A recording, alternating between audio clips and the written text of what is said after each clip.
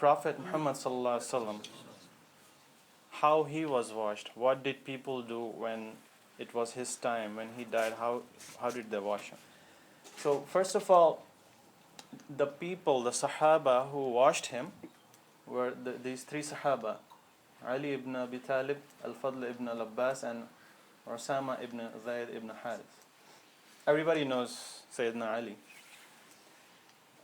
He was, as you know, his cousin. And do you know how old was Sayyidina Ali at that time when he was giving this wash? Approximately? Close to 30. About 34 years, mid-aged. And who is this Sahabi, Al-Fadl ibn al-Abbas? Elder brother, right? He, Sayyidina Abbas was the uncle of Prophet Muhammad sallallahu alaihi wasallam, and he had two famous sons. One of them we mentioned many times while reciting the hadith after Ishan, the Abdullah ibn Abbas, Sayyidina radiallahu anhu. He has one of the highest narrations. And second, his son is Al-Fadl ibn al-Abbas. He washed the body of Prophet Muhammad sallallahu alaihi wasallam. And the third one, he was also famous. He was called as the grandson of Prophet Muhammad sallallahu alaihi wasallam, even though he was not. He was the adopted son of Prophet Muhammad sallallahu alaihi wasallam. We know that he was Zayd ibn Harith, and Usama was his son. So if you see all these three people, they are very closely related to Prophet Muhammad sallallahu alaihi wasallam. And yeah, we will cover sometime details about this great Sahabi Osama, how he participated in the battles and how what happened in the battles and so on. But the case of Prophet Muhammad sallallahu alaihi wasallam was a different one. He is a special person, and people gave special consideration to him. And people consulted, the Sahaba consulted with each other, how should we wash the Prophet? So they decided not to undress Prophet Muhammad sallallahu alaihi wasallam, and he had his long shirt on, so they washed him in this long shirt. They poured water over his shirt, and they rubbed his body, but they rubbed through his shirt. They didn't really uncover him. So, but that ruling is different when it comes to us common people. But he was a prophet; there was a special case. So now, what do we need? So we are now going to wash this dead body. So what do we need to have? You just can't show up and say, "Hey, what should I do?" No, you got to prepare yourself. You got to have this checklist of things that you should take. Some of these things that I wrote here, like this is not like obligatory things that you should have. Some of them are recommended things. Some of them are required things from the Sunnah. So this is just basically recommended items. First one, if you see the washing table, you don't really have to have. It's just, it makes things easy.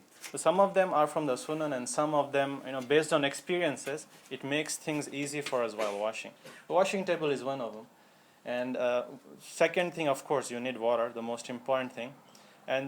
But when we say water, few things that you have to remember is that when we wash the body, it should be at the temperature that normally we take the shower or wash, because it should not be too cold or too hot. Just like normal body, how it will feel comfortable, that's how the water should be. Shouldn't be like oh, this is that person, you won't feel anything or something like that. No, water, it should be, the temperature should be appropriate. And sometimes we have in the form of the hose supply, or sometimes we need the buckets or mugs. So depending on the situation, we can carry appropriate supplies with it. And then we need 2 sheets. Mainly it's for covering the aura, the private parts. We'll discuss what is actual meaning of aura. But so while washing with this, your private parts have to be covered.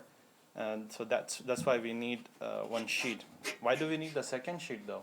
The second sheet, while washing this sheet can get wet. So before shrouding or before you might need another sheet to replace this wet sheet. So we keep an extra sheet. And another thing, towel. This is for drying the body after you wash it before shrouding.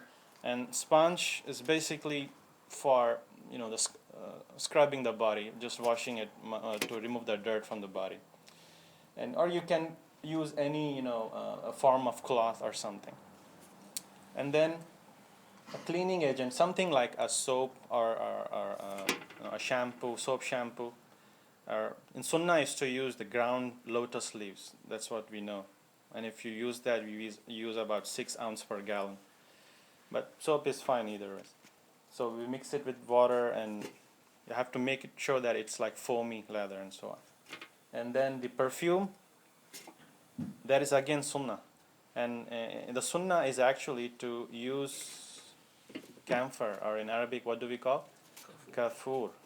Kafur. That's the best thing. It's commonly available in the stores. If you use it, it's like a 2 ounce per gallon. If you just put it in the bucket, can't have it in the hose. So then, or you can also substitute it with some scented perfume. But again, kafur is better.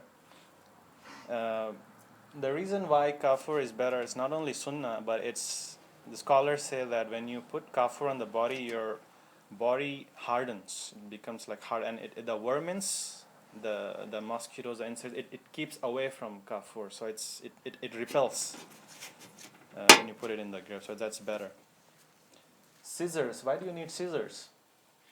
Sometimes, when washing, we remove all the clothes. Sometimes it is difficult to take out the clothes, so you have to cut it. So that is good to have. Not necessary, but these are something good. Always be prepared. And then comb. It's better we comb the hair and the beard. We will cover the step by step how to wash, but these are just the list. And then we need a tissue or a cotton or a tape. Sometimes it's injured body or something, so we need to cover it up. And then protective clothing, gloves, mask, coat, boots. Again, during the time of Prophet Muhammad, these were not there. I mean, it's something good to have. Helps while washing. One thing that I didn't mention here is, like, can you yourself handle this washing? Is one person sufficient? You need at least 4 people. It's better. It helps a lot.